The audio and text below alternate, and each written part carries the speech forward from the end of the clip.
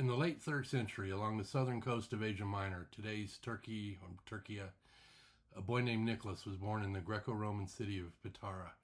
Christianity was still a minority faith in the Roman Empire, and it would be several generations before it became the religion of the state.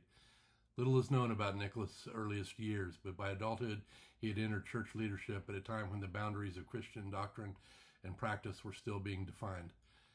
By the early 4th century, Nicholas had become Bishop of Myra, a bustling port city roughly 60 miles east of his birthplace. And his role as bishop places him among the recognized leaders of his region during a turbulent era.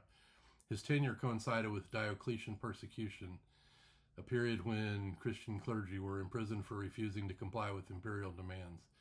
Early sources consistently state that Nicholas was among those who suffered during this time. What is clear is that after the persecutions ended, Nicholas returned to active leadership in Myra. Nicholas lived long enough to see dramatic change.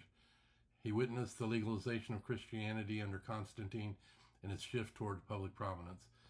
Some later lists place him at the Council of Nicaea in 325 AD, though his name does not appear in the earliest surviving rosters.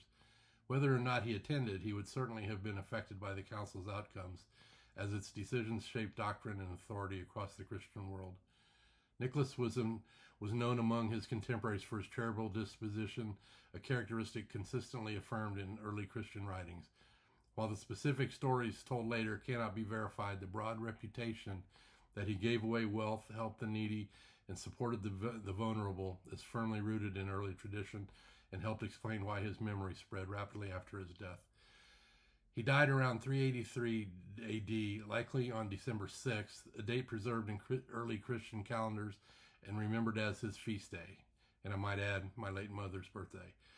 Within a few centuries, Nicholas' legacy extended far beyond Myra. Churches were named for him, his relics were venerated, and devotion to him spread first across the eastern Mediterranean, then throughout Europe. By the Middle Ages, he had become one of the most widely honored saints in Christendom. What stands historically solid is this: Nicholas was a real bishop serving a real community during a transformative period in Roman and Christian history. He endured persecution, guided his city through religious change, and became remembered early and reliably as a model of generosity and pastoral care.